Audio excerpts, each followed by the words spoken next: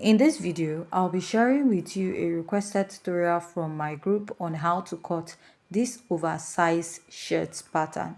So if this is something you like, kindly hit on the subscribe button. We are going to start drafting from the back pattern of the dress. So we need our shoulder to bust, waist and blouse length. The next step I'll take is to mark my shoulder divided by 2 and mark. Now you notice on the shoulder of this dress, it is more than the actual shoulder. Now the shoulder of this dress extends towards the sleeve of the dress. What you're going to do is place a tape at your shoulder, measure where you want it to stop at your sleeve. I added extra 3.5 inches, and from here I'll come down by 1 inch.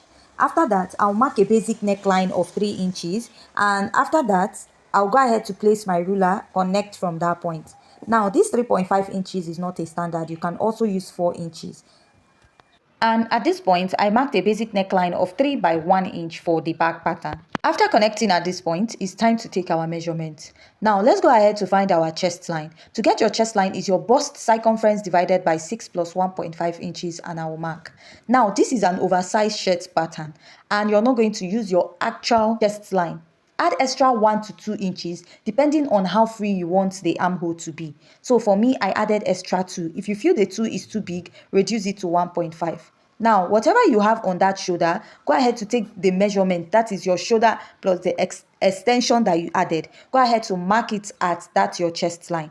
Now, if your new armhole exceeds your shoulder to bust line, it is still okay, right? Now, this is an oversized shirt pattern. Then go ahead to draw a straight line connecting from the shoulder to the chest line. Divide what you have there into 2 and mark. Now, after marking, come in by 1/2 inch, then connect from here to that 1/2 inch. Whatever you're connecting at this point shouldn't be that curvy.